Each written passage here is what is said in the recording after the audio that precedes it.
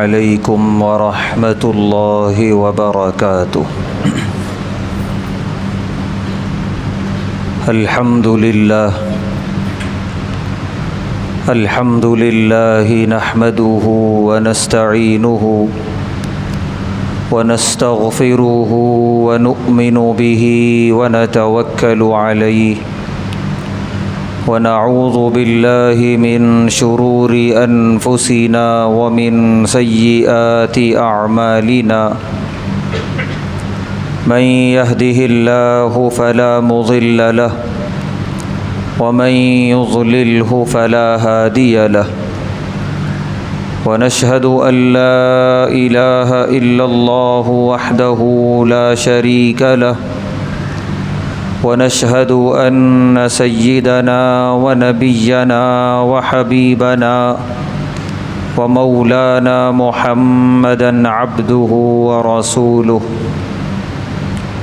أما بعد قال الله تبارك وتعالى في القرآن الكريم أعوذ بالله من الشيطان الرجيم بسم الله الرحمن الرحيم إني وجهت وجهي للذي فطر السماوات والأرض حنيفا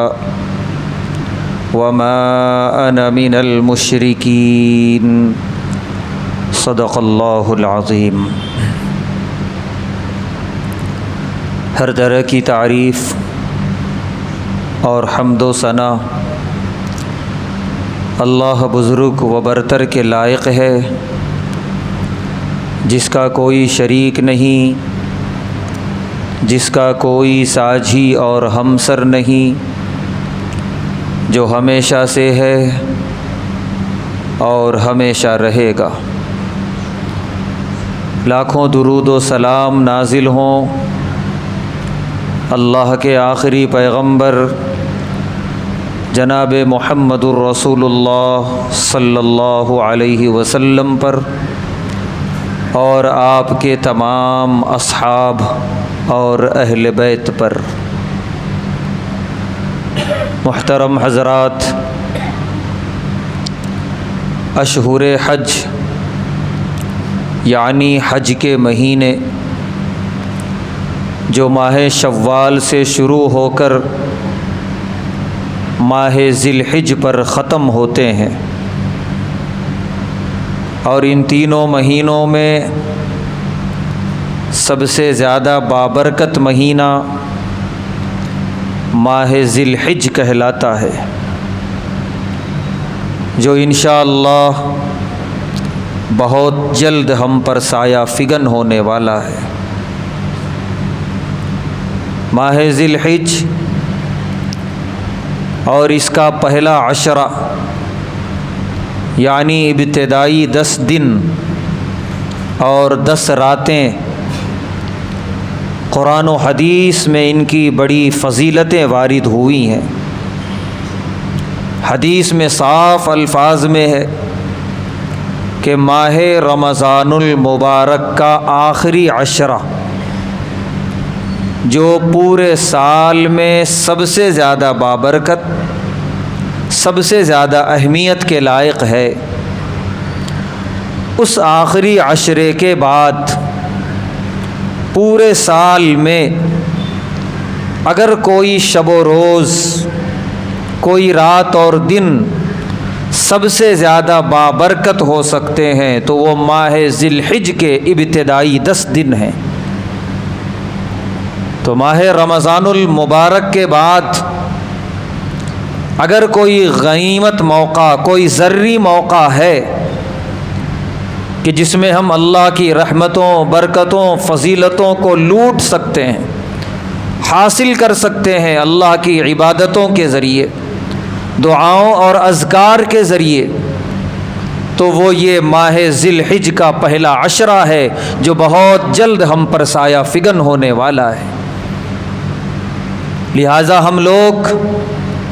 اس کی اہمیت کو مد نظر رکھتے ہوئے ماہ ذی الحج کے ابتدائی 10 ایام کا استقبال کریں اور ان 10 ایام کو بڑے احتیاط اور قدر کے ساتھ اور بڑی رحمتوں برکتوں کے حصول کے ساتھ گزارنے کی کوشش کریں۔ قرآن کریم میں اللہ تبارک و تعالیٰ نے سورہ فجر میں کچھ قسمیں کھائی ہیں۔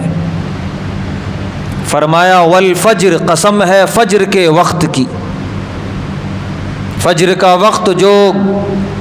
پورے 24 گھنٹوں میں سب سے زیادہ بابرکت وقت ہوتا ہے، جسمانی اعتبار سے بھی روحانی اعتبار سے بھی۔ جسمانی اعتبار سے بھی اطباء، حکماء اور ڈاکٹر حضرات یہ بتاتے ہیں اس وقت کا اٹھنا، اس وقت اٹھ کر اپنے چہرے کو دھونا، بلکہ ہم اسلامی اعتبار سے کہیں تو وضو کرنا، اور اس وقت نماز پڑھ کر چہل قدمی کرنا، اور اس وقت کی اللہ کی جو باد نسیم نرم و نازک اور بڑی مفید ہوائیں چلتی ہیں، ان ہواؤں سے اپنے آپ کو مستفید کرنا، یہ جسمانی اعتبار سے انتہائی فائدہ مند ہے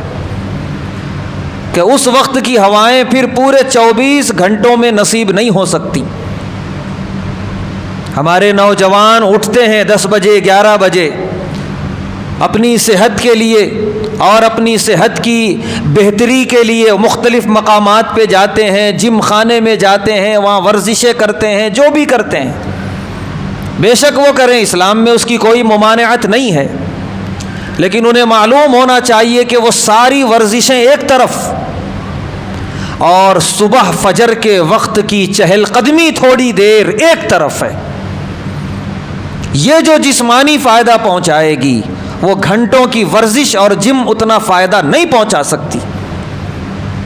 اللہ تبارک و تعالیٰ نے یوں ہی قسم نہیں کھائی فجر کے وقت کی، والفجر، اور پوری سورہ کا نام ہے سورہ فجر۔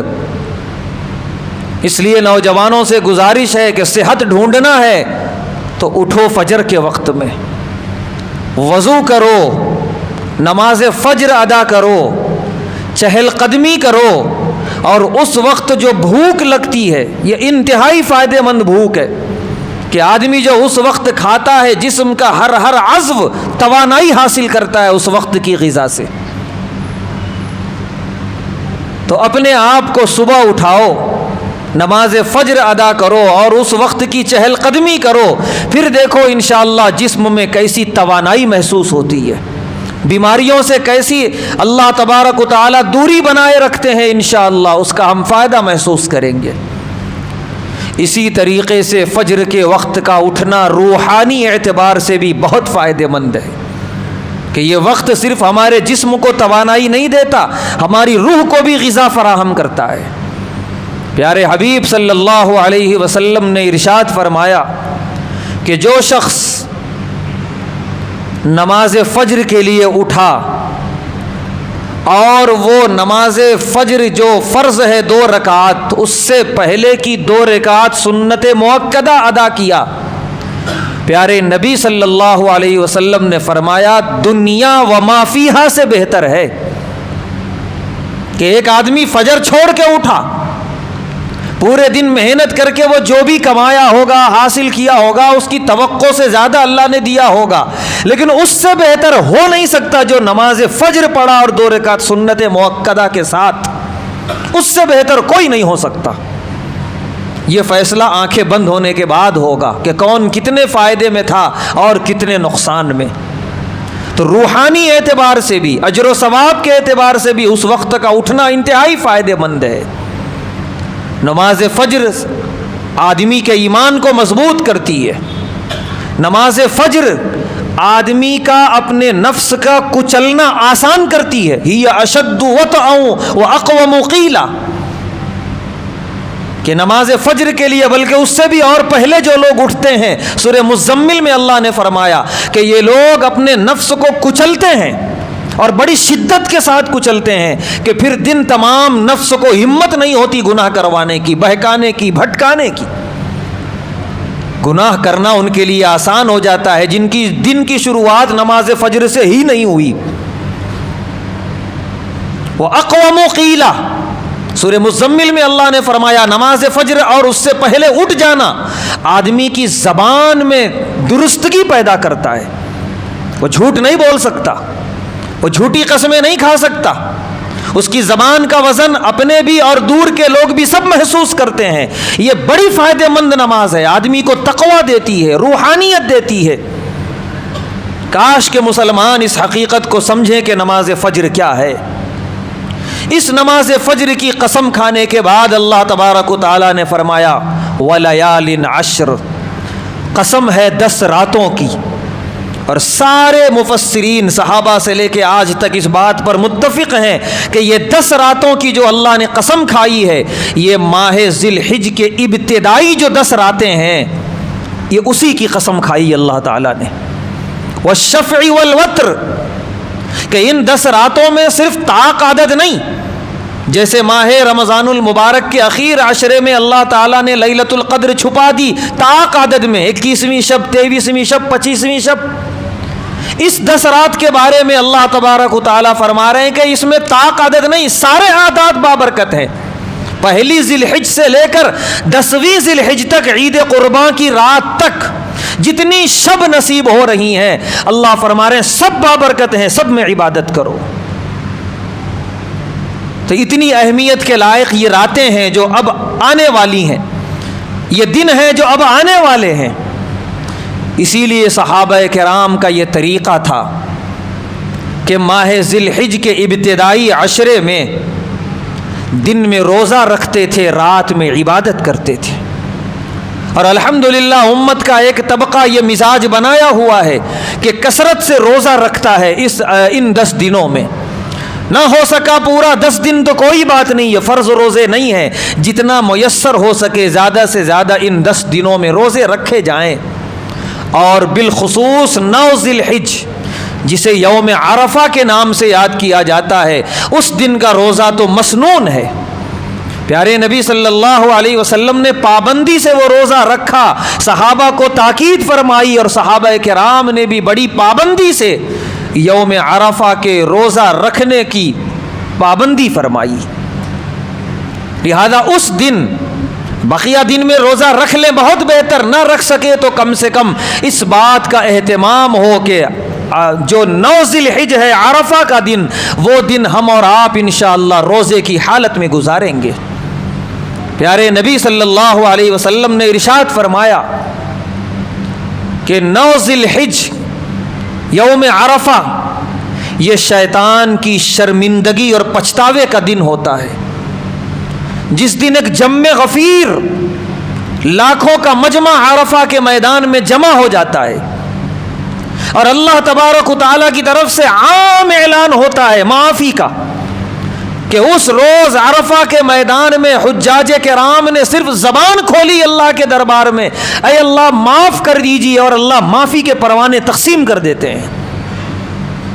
شیطان شرمندہ اس لیے ہوتا ہے کہ اس میں کتنے ایسے ہوتے ہیں جن کو شیطان نے شراب پلائی ہوتی ہے, جن سے کوئی اور گناہ کرایا ہوتا ہے, بڑی محنتوں سے جن کو بہکایا ہوتا ہے, بھٹکایا ہوتا ہے, زندگی بھر کے تمام گناہ جس کے پیچھے بڑی محنت شیطان کی, اللہ تبارک و تعالیٰ اس دن یوں معاف کر دیتے ہیں جو وہاں پہنچتے ہیں حجاج کرام. تو اپنی ساری محنتوں پر شیطان پانی پھرتا ہوا دیکھتا ہے, شرماتا ہے, پچھتاتا ہے, افسردہ ہوتا ہے. ہم تو وہاں نہیں پہنچ سکے, اللہ سب کو پہنچائے. پیارے نبی صلی اللہ علیہ وسلم نے فرمایا کہ جو عرفہ نہ پہنچیں, اپنے وطن میں ہوں, اپنے مقام پر ہوں, تو وہ بھی اس دن کو یوں ہی نہ ضائع ہونے دیں, روزے کی حالت میں گزارنے کی کوشش کریں. اس دن جو اللہ کی طرف سے رحمتوں برکتوں کی بارشوں کا نزول ہے, انشاءاللہ جو عرفہ کے میدان میں نہ بھی ہو, اگر اللہ کی رضا کے لیے روزے کی حالت میں ہو, اللہ کی ذات سے امید ہے کہ اللہ انشاءاللہ اپنی برکتوں میں اسے بھی جگہ عنایت فرمائیں گے, اپنی رحمتوں کا سایہ اسے بھی نصیب فرمائیں گے. اسی لیے ہم اپنے وطن میں رہ کے 9 ذی الحج یعنی عرفہ کے دن کا روزہ رکھنے کا ہم اہتمام کریں. ان دنوں میں حجاج کرام حج جیسی عظیم عبادت کی ادائیگی کی کوشش کرتے ہیں, بلکہ ادا کرتے ہیں 7 ذی الحج سے, 8 ذی الحج سے. وہ احرام پہنتے ہیں تو احرام پہننے کی حالت میں اللہ اکبر اللہ اکبر اور اسی طریقے سے لبیک اللہم لبیک کی صدائیں بلند کرتے ہیں۔ ہمیں پیارے نبی صلی اللہ علیہ وسلم نے حکم دیا کہ تم جہاں بھی رہو دنیا میں تم ان حجاج کرام کی مشابہت اختیار کرو، کیونکہ وہ اس وقت ان دنوں میں خاص طور سے جب حج کے مناسک ادا کیے جا رہے ہوں اللہ کے سب سے محبوب بندے ہیں روئے زمین پر، لہذا جو ان کی مشابہت اختیار کرے گا اللہ تبارک و تعالیٰ اسے بھی اپنا محبوب بنا لیں گے۔ اسی لیے پیارے نبی صلی اللہ علیہ وسلم نے فرمایا تم جہاں رہو کثرت سے تکبیرات پڑھا کرو، اللہ اکبر لا الہ الا اللہ واللہ اکبر وللہ الحمد۔ لہذا جیسے ہی ماہ ذی الحج کا چاند نظر آئے وہاں سے لے کر عید قرباں گزارنے تک ہر وقت اور ہر لمحہ ہماری زبان پہ یہ ذکر ہونا چاہیے، اللہ اکبر لا الہ الا اللہ واللہ اکبر وللہ الحمد۔ یہ ہماری ایک بڑی ذمہ داری ہے۔ صحابہ کرام کے بارے میں آتا ہے کہ وہ ان ایام میں جب ماہ ذی الحج کا چاند نظر آ جاتا وہ گھر پہ ہوں، وہ گلیوں سے گزر رہے ہوں، وہ بازار میں اپنی مصروفیات میں ہوں، وہ بھینی بھینی آواز میں یہ تکبیرات پڑھا کرتے تھے، اللہ اکبر لا الہ الا اللہ واللہ اکبر وللہ الحمد۔ ان ایام میں اللہ کو اپنی کبریائی بہت پسند ہے۔ یہ جو تکبیرات ہیں یہ کیا ہیں؟ اللہ کی کبریائی ہے، اللہ کی بڑائی ہے، اللہ کی حمد و ثنا ہے۔ اور کیوں آخر اللہ تعالیٰ کو ان دنوں میں زیادہ پسند ہے؟ کیونکہ یہ ایام منسوب ہیں حضرت ابراہیم علیہ السلام کی طرف۔ یہ جو مناسک ادا کیے جا رہے ہیں یا کیے جائیں گے لاکھوں حجاج کرام کی طرف سے، یہ دراصل کیا ہیں؟ حضرت ابراہیم علیہ السلام، حضرت اسماعیل علیہ السلام کی طرف سے کیے جانے والے وہ اعمال ہیں کہ جن اعمال کو اللہ تعالیٰ نے اپنی بارگاہ میں اتنا قبول کیا، اتنا شرف قبولیت سے نوازا کہ قیامت تک کے لیے زندہ کر دیا۔ تو حضرت ابراہیم علیہ السلام کا جو ترہ امتیاز تھا، جو اللہ کو بے حد پسند آیا، ان کی تمام خاصیتوں میں ایک بڑی خاصیت کہ انہوں نے شرک کے مجمع میں، بت کدے میں، کفر کے مرکز میں اور اس کی جڑ میں توحید کا اعلان کیا تھا۔ انہوں نے نہ ان کے پاس کوئی قرآنی تعلیمات تھیں، نہ ان کے پاس کوئی آسمانی کتاب تھی، نہ کسی نبی کی تعلیم پہنچی تھی، وہ کم سن تھے، ابھی سن بلوغ کو بھی نہیں پہنچے تھے، اور انہوں نے یکسر مسترد کر دیا کہ یہ جو بتوں کی عبادت ہے، بتوں کی پوجا ہے، یہ غلط ہے۔ صاف طور پہ اپنے ابا جان سے کہا لقد کنتم انتم وآباؤکم فی ضلال مبین، اے میری قوم کے لوگوں، اے میرے آباء و اجداد، تم لوگ بھی اور تم سے پہلے جتنے گزر چکے ہیں اس عقیدے پر سب کھلی گمراہی میں ہیں۔ غلط ہے یہ طریقہ۔ آدمی کسی ماحول میں رہتا ہے، رہتے رہتے متاثر ہونے لگتا ہے، اس جیسا ہونے لگتا ہے، لیکن وہ حضرت ابراہیم علیہ السلام جنہوں نے ماحول کا ایک ذرہ اثر بھی اپنے اندر آنے نہیں دیا، بلکہ اپنا اثر ماحول پہ ڈالا انہوں نے۔ اس کم سنی میں ایک خاص موقع پہ جب گئے گھر والے گھر سے نکل کے کسی تہوار یا کسی اور تقریب میں، سورہ انبیاء میں اللہ تعالیٰ نے نقل کیا ہے فَجَعَلَهُمْ جُذَاذًا إِلَّا كَبِيرًا لَهُمْ لَعَلَّهُمْ إِلَيْهِ يَرْجِعُونَ، کہ گھر کے اندر جو بڑا بت کدا تھا، مندر نما جو بڑا کمرہ بنا ہوا تھا جس میں چھوٹے بڑے سارے خدا رکھے ہوئے تھے، ابراہیم علیہ السلام اس کم سنی کی عمر میں تنے تنہا اس کمرے میں جاتے ہیں گھر والوں کی غیر موجودگی میں، اور ایک ایک بت سے کہتے ہیں ما لکم لا تنطقون، مجھ سے بات کرو، سنا ہوں کہ تم نفع نقصان کے مالک ہو، کوئی تمہارے سامنے سر جھکاتا ہے، کوئی پیشانیاں ٹکاتا ہے، کوئی یہ مانگتا ہے، کوئی وہ مانگتا ہے، میں بھی کچھ پوچھ رہا ہوں، مجھے جواب دو۔ ما لکم لا تنطقون، کیوں تم مجھ سے بات نہیں کرتے؟ ما لکم لا تاکلون، یہ تمہارے چیزیں تمہارے سامنے رکھی ہیں، کیوں نہیں کھاتے؟ وہ کیا جواب دیتے؟ وہ تو لکڑیوں کے، مٹیوں کے، پتھروں کے بنے ہوئے مجسمے ہیں، اس سے زیادہ کچھ نہیں۔ اس کے بعد حضرت ابراہیم علیہ السلام نے فجعلہم جزازا، ایک ایک بت کے ٹکڑے ٹکڑے کر دیے، الا کبیرہ، سوائے جو سب سے بڑا بت تھا اس کو چھوڑ کے، اور کلہاڑی اس کے کندھے پہ لٹکائی اور اس کمرے سے باہر آ گئے۔ ساری تقریبات سے جب واپس لوٹے ہیں گھر والے اور اپنی خداؤں کی عبادت کے لیے جب بت کدے میں جاتے ہیں تو خداؤں کا برا حال ہے، کسی کے ہاتھ ٹوٹے ہیں، کسی کے پیر، کوئی اوندھے منہ گرا ہے۔ عقیدے پر حملہ کوئی معمولی بات نہیں ہوتی، ایک عجیب سی پریشانی، غصہ، غضب، ساری کیفیتیں جمع تھی گھر والوں میں۔ اور ان کے والد خود آزر جو نمرود کے خاص تھے اور بتوں کے تاجر تھے، اپنے ہاتھوں سے بت بنا کے فروخت کیا کرتے تھے، یہ ان کے لیے بڑی بے عزتی کا مسئلہ تھا۔ چنانچہ سب کی زبان پہ ایک ہی نام تھا کہ ہو نہ ہو یہ جو کیا ہے وہ ابراہیم نے، کیونکہ اس پورے خاندان ہی میں نہیں، پورے شہر میں اگر کوئی ہے جو ہمارے بتوں کی برائی کرتا ہے تو وہ ابراہیم ہے۔ حضرت ابراہیم علیہ السلام کو بلایا گیا، من فعل هذا بآلهتنا یا ابراہیم، اے ابراہیم کچھ جانتے ہو تم ہی تھے اکیلے گھر میں، کس نے کیا ہمارے معبودوں کے ساتھ؟ ابراہیم علیہ السلام نے فرمایا ماحول دیکھ لو اس وقت بت کدے کا کیا بنا ہوا ہے، یہ جتنے چھوٹے خدا تھے سب گرے پڑے ہیں ٹوٹے ہوئے، اور جو بڑا تھا وہ تن کے کھڑا ہے، اس کے کندھے پہ کڑھاڑی لٹک رہی ہے، اسی نے حملہ کیا ہوگا، وہ بڑا ہے، غالب آ گیا۔ فوراً قوم والوں نے کہا ابراہیم تم جانتے نہیں یہ کچھ نہیں کر سکتے، یہ تو اپنی جگہ سے ہل نہیں سکتے، تو یہ ایسے کیسے لڑے ہوں گے اور بڑا چھوٹوں پر غالب آ گیا ہوگا۔ ابراہیم علیہ السلام نے فرمایا تو پھر اف لکم ولما تعبدون من دون اللہ، تمہارے اوپر بھی تف ہے، تمہارے خداؤں پہ بھی تف ہے، پھر کیوں مانگتے ہو ان سے جن کے بارے میں تمہیں یقین ہے کہ یہ کچھ بھی کرنے پہ قادر نہیں ہے، تو تمہارے نفع نقصان کے کیسے مالک ہو گئے؟ اللہ فرما رہے ہیں فرجعوا الی انفسہم فقالوا انکم انتم الظالمون، تھوڑی دیر کے لیے وہاں پر کھڑے ہر شخص کے دل میں یہ بات آئی جسے کہتے ہیں ضمیر کی آواز، ضمیر نے آواز لگائی ابراہیم جو کہہ رہے ہیں سچ ہے، تم ظالم ہو، تم ظلم کر رہے ہو، شرک کر کے کفر کر کے ان کو خدا مان کے۔ تھوڑی دیر کے لیے کتنا بڑا بھی گنہگار ہو، کتنا بڑا بھی باغی ہو، لیکن ضمیر نام کی ایک چیز ہر ایک کے دل میں ہوتی ہے، کسی کونے میں وہ ضرور اندر سے کچوکے لگاتی ہے کہ تم غلط کر رہے ہو۔ یہ الگ بات ہے کہ کچھ لوگ اس کی آواز کو سن کے عمل کرتے ہیں، توبہ کر لیتے ہیں، اور کچھ اس کو دبا دیتے ہیں، اس کی طرف توجہ نہیں دیتے۔ تھوڑی دیر کے لیے اللہ فرما رہے سب کے دلوں نے گواہی دی کہ ابراہیم سچے ہیں، تم سب جھوٹے ہو۔ لیکن اگر سب مان لیں ابراہیم علیہ السلام کی بات تو پھر یہ چودراہٹ ختم، یہ آباء و اجداد کا طریقہ ختم، یہ دین ختم،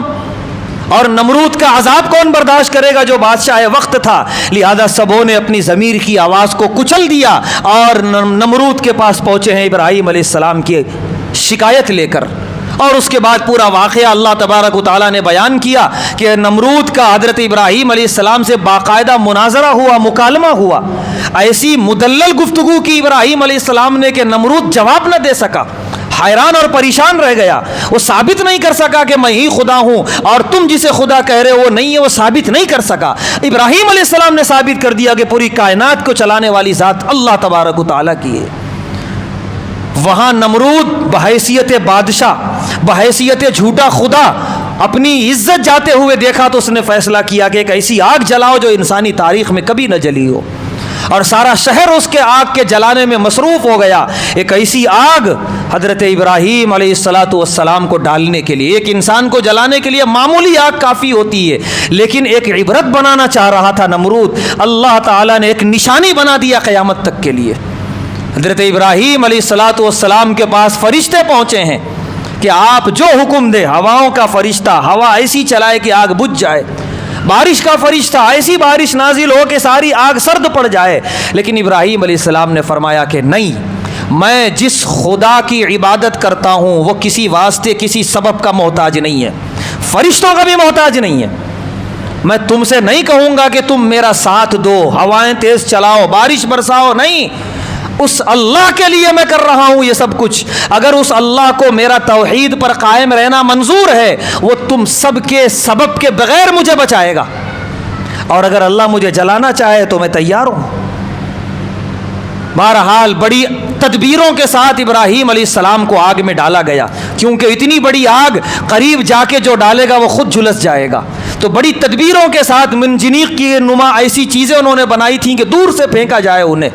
حضرت ابراہیم علیہ السلام آگ میں جانے سے پہلے اللہ فرما رہے ہیں جیسا ابراہیم کا مجھ پر توکل تھا میری مدد بھی ویسی پہنچی. میں نے نہ جبرائیل سے کہا, نہ میکائیل سے, نہ اسرافیل سے, نہ کسی سے, میں نے ڈائریکٹ آگ سے کہا یا نار کونی بردن, اے آگ ٹھنڈی ہو جا میرے محبوب میرے ابراہیم خلیل اللہ کے لیے,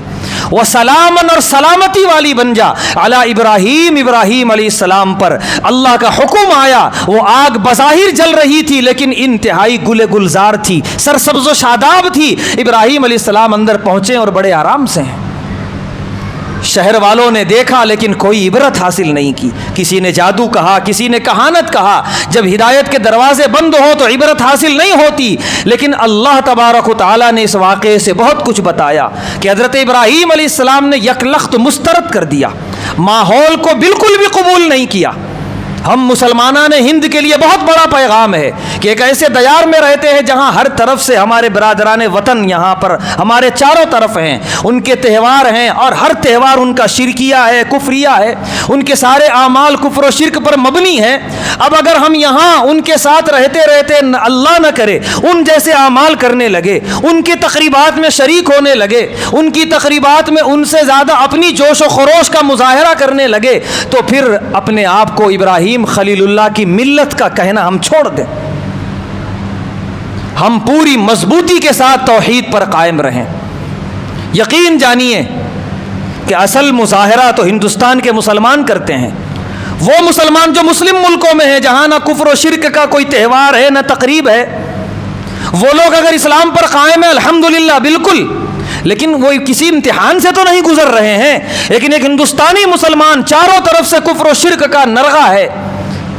ہر طرف سے گھیرا بندی ہے, تنگ کیا جا رہا ہے. نماز پڑھتا ہوا دیکھ کر جو ہے مشکوک نظروں سے دیکھا جاتا ہے. ان کی اذانوں پہ سوالات, ان کی نمازوں پہ سوالات, ان کے نکاح پہ سوالات, نہ جانے کیسے کیسے سوالات ہیں. اس کے باوجود ہندوستانی مسلمان پورے فخر کے ساتھ اسلام پر ڈٹا ہوا قائم ہے. تو جو مسلمان اس مضبوطی کے ساتھ ہندوستان میں جمے ہوئے ہیں, اللہ ان کے قدم مضبوط کرے, وہ ان مسلم ملکوں میں رہنے والے مسلمانوں سے 1000 درجہ بہتر ہے. اسی لیے ہم مسلمانان ہند بغیر کسی احساس کمتری کا شکار ہوئے پوری مضبوطی کے ساتھ توحید پر جمے رہیں, اپنی نمازوں پہ جمے رہیں, اپنی اذانوں پہ جمے رہیں. ہم نے دیکھ لیا ذرا سی ہماری منصوبہ بندی اور ذرا سا اتحاد, ہماری اذانوں کے خلاف بولنے والے اب خود اپنی کرسیاں بچانے میں لگے ہیں کہ آخر کرسی بچے گی کیسی, بچے گی تو چلے گی کیسے, چلے گی تو پھر اس کو قائم کیسے رکھا جائے گا. جو ہمیں ستانے کی فکر میں رہتے تھے صبح و شام, اس وقت صبح و شام وہ اپنے وجود کو بچانے میں لگے ہیں. یہ اللہ کا رحم و کرم نہیں تو اور کیا ہے. اللہ نے فرمایا میرے بندو تھوڑا آؤ میرے پاس, تھوڑا رجوع ہو, پھر دیکھو میری مدد کیسی آتی ہے. یقین جانیے تھوڑا ہی رجوع ہوئے مسلمان, بہت زیادہ نہیں ہوئے جتنا ہونا چاہیے تھا. تھوڑا منصوبہ بندی اور تھوڑا سا اتحاد, الحمدللہ اللہ کا کرنا ایسا ہوا کہ آج پریشان ہیں, حیران ہیں, اور غرور تو ٹوٹ چکا ہے. اب وہ غرور اور وہ منمانی انشاءاللہ کبھی ویسا موقع نہیں آئے گا. یہ کھلا ہوا اللہ تبارک و تعالیٰ کی طرف سے ہمارے لیے ایک واضح پیغام ہے, میرے بندو اپنے اندر تبدیلی پیدا کرو, میرے قریب آؤ, پھر دیکھو میرے فیصلے کیسے ہوں گے. وقت کے بڑے بڑے فرعونوں کا ہم نے سر ڈبایا ہے, غرق کیا ہے, ہم نے پانیوں میں ڈبا ڈبا کے مارا ہے ہم نے وقت کے بڑے بڑے فرعونوں کو. یہ فرعون کوئی بہت بڑے نہیں ہیں, یہ تو ایک معمولی سی اللہ کی گرفت میں ختم ہو جانے والے ہیں. لہذا یہ عشرہ ذی الحج, اس میں خوب اللہ کی طرف رجوع ہوں, خوب اللہ تبارک و تعالیٰ سے دعائیں مانگے, اپنے گناہوں کی معافی مانگے, حالات کی تبدیلی پر اللہ تبارک و تعالیٰ کی طرف رجوع ہوں, اور مزید تبدیلی کے لیے اللہ تبارک و تعالیٰ سے دعائیں کریں. اور اللہ تبارک و تعالیٰ کا اس میں جو پیغام ہے اللہ کی کبریائی کا, تکبیرات کا, وہ خوب اپنی زبان پہ جاری رکھیں. اللہ تبارک و تعالیٰ سے دعا ہے اللہ تبارک و تعالیٰ ہم تمام کو اس عشرہ ذی الحج میں خوب تکبیرات کا ورد کرنے اور عبادتیں کرنے کی توفیق عطا فرمائے, ہر طرح کے شرور سے اور فتن سے حفاظت فرمائے. وآخر دعوانا الحمد للہ رب العالمین.